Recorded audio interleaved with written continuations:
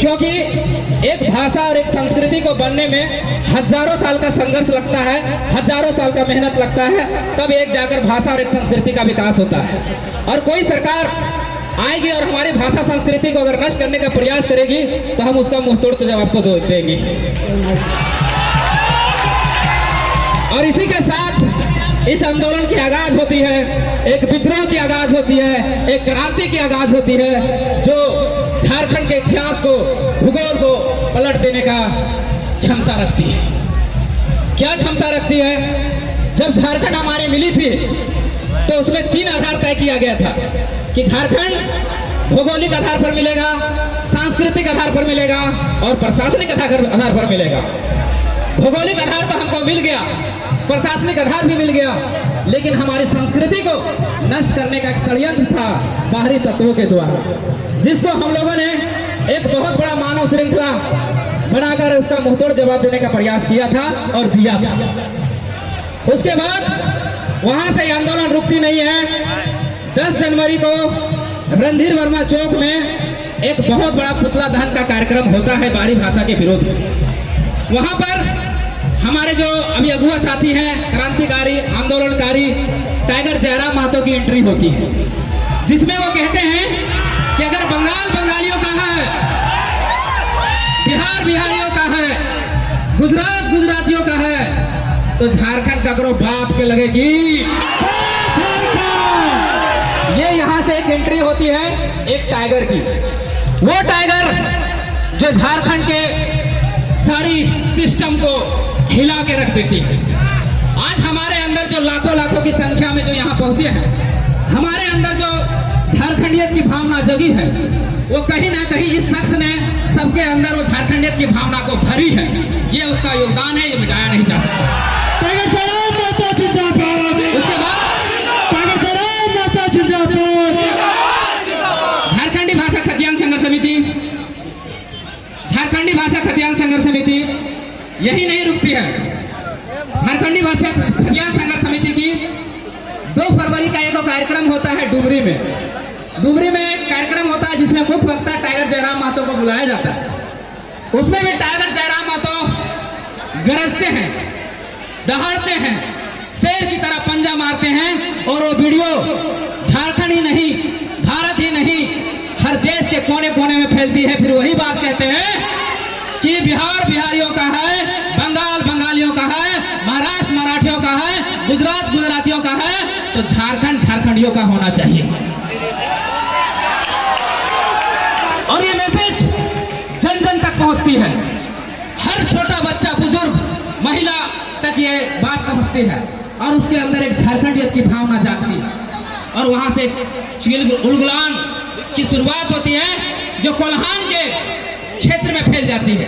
ये आग अभी तक बोकारो धनबाद में थी, बोकारो धनबाद से निकलकर गिरिडीह के जिले में गई और गिरिडीह जिले के ये कार्यक्रम होने के बाद कोल्हान की ओर प्रवेश करती है। कोल्हान के योगदान को भुलाया नहीं जा सकता साथियों। कोल्हान में पहला कार्यक्रम होता है जहां इसी तरह लाखों की संख्या में भीड़ जुटती है अपनी झारखंडियत की भावना को लेकर, और उसमें टाइगर जयराम महतो की एंट्री होती है और टाइगर जयराम महतो उसमें रिकॉर्ड तोड़ 3 घंटे की भाषण देते हैं और ये अभी तक के रिकॉर्ड में सबसे लंबा भाषण था, सबसे लंबा भाषण था। और यहाँ से एक आशा की किरण जागती है कि अब हम झारखंडी अपना हक अधिकार को लेके रहेंगे, हम अपने अधिकार को छीन के रहेंगे।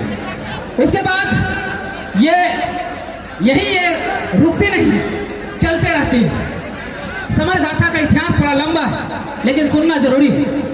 यहाँ पर झारखंडी भाषा खतियान संघर्ष समिति एंट्री करती है और फिर वो कार्यक्रम लगातार बगोदर की धरती में, विष्णुगढ़ की धरती में, रामगढ़ की धरती में, रांची की धरती में, लातेहार की धरती में, गुमला की धरती में, गिरिडीह की धरती में, मतलब तमाम झारखंड के क्षेत्रों में वो आग फैल जाती है कि झारखंड के हक अधिकार को छीना जा रहा है, उसकी संस्कृति को मिटाया जा रहा है। सब जागो झारखंडियों, ये भावना जागती है झारखंड के अंदर, झारखंडियों के अंदर। ये हमारी सफलता थी, हमारी प्रयास थी। फिर हम लोग 21 मार्च को, याद रखिएगा 21 मार्च 2022 को एक बहुत बड़ा उलगुलान का आगाज किया जाता है कि हम लोग विधानसभा का घेराव करेंगे झारखंडी भाषा खतियान संघर्ष समिति के बैनर तले। और इसकी घोषणा इसकी घोषणा 14 मार्च 2022 को होती है और मात्र 7 दिन के अंदर वो मैसेज इतना सर्कुलेट होती है कि 21 मार्च को लाखों की संख्या में उस विधानसभा के और पूरा भीड़ कूच कर जाती है और हम लोग वहाँ विधानसभा घेरते हैं और सरकार को घुटने टेकने पर मजबूर करते हैं, और खतियान पर बात करने के लिए उसको मजबूर कर देते हैं। ये हमारी समर गाथा है, ये हमारी सफर गाथा है 21 मार्च तक की। आगे क्या होता है, जब हम लोग वहाँ पर विधानसभा में विधायकों को आवाज उठाने के लिए मजबूर कर देते हैं और सभी विधायक जब वहाँ खतियान के बारे में 1932 के बारे में बोलना शुरू कर देते हैं, उसके बाद फिर से हम लोग झारखंडी भाषा खतियान संघर्ष समिति के बैनर तले एक सत्याग्रह का आयोजन करते हैं, 2 दिवसीय सत्याग्रह, जिसमें 2 दिन हम लोग भूखे प्यासे इसी तरह जून के महीने में हम लोग वहाँ पर 2 दिवसीय कार्यक्रम करते हैं और फिर से सरकार को 1932 को लागू करने पर मजबूर कर देते हैं और सरकार आखिर झुकती है और झारखंडी भाषा खतियान संघर्ष समिति की मांग के तहत 1932 से खतियान को विधानसभा में प्रस्ताव लाती है। झारखंडी भाषा खतियान संघर्ष समिति की उपलब्धि है। हम लोग कहते हैं कि नहीं जेएमएम लाई थी, नहीं ये कांग्रेस लाई थी। अगर जेएमएम और कांग्रेस से प्रस्ताव लाई होती तो इसके मैनिफेस्टो में पहले ही शामिल था, वो 3 साल इसको लाने में विलंब नहीं करती, लेकिन झारखंडी भाषा खतियान संघर्ष समिति के दबाव के तहत वो खतियान हमारा जो है वो विधानसभा में लाया गया था।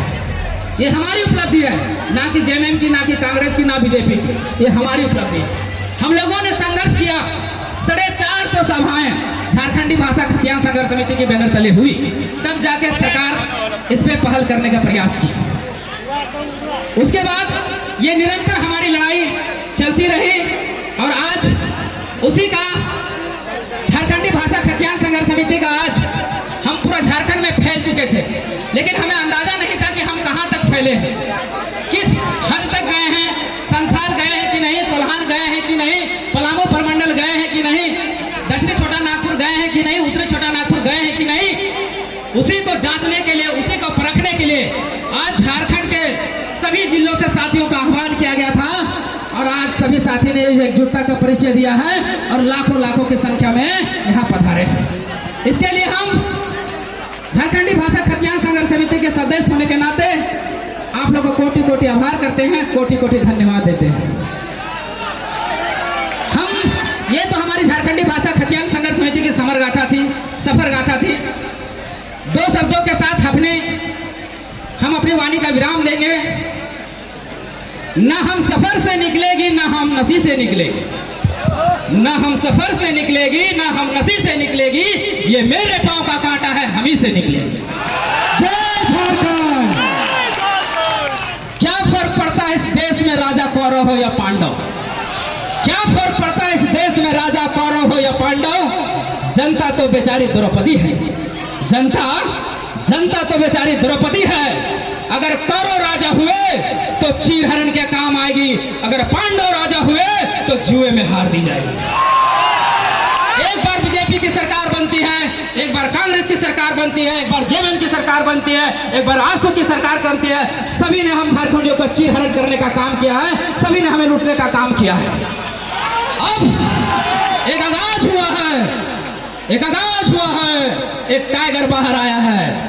2024 का उद्घोषणा, ये उद्घोष है कि हम क्रांति करके रहेंगे, हम बदलाव करके रहेंगे। एक गुलगुलान अपने भविष्य के निर्माण के लिए, एक गुलगुलान अपने हक अधिकार के लिए। आप लोगों की सहायता चाहिए साथियों, आप लोग का सहयोग चाहिए। ये पेट्रोल हम नहीं दे पाएंगे, ये डीजल हम नहीं दे पाएंगे, लेकिन वादा करते हैं अगर इस तरह से साथ दिए तो हम आपके हक अधिकार आपके चरणों में रख देंगे, गारंटी देते हैं। चाहे संजय हो डरा हुआ, चाहे सच कहना सुनना भारी हो, चाहे संजय हो डरा हुआ, चाहे सच कहना सुनना भारी हो, चाहे धृतराष्ट्र बैठा हो गद्दी पर जनता कभी ना गंधारी हो।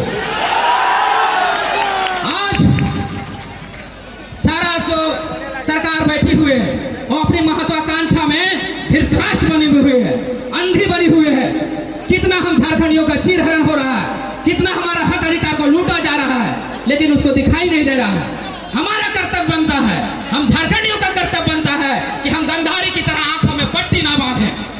हमें लड़ना होगा साथियों। विनोद बाबू की जो नारा था पढ़ो और लड़ो का, उसको साकार करना होगा साथियों। धन्यवाद, जोहार। फिर से एक बार सभी साथियों को जमा जमा जोहार। युवा क्रांतिकारी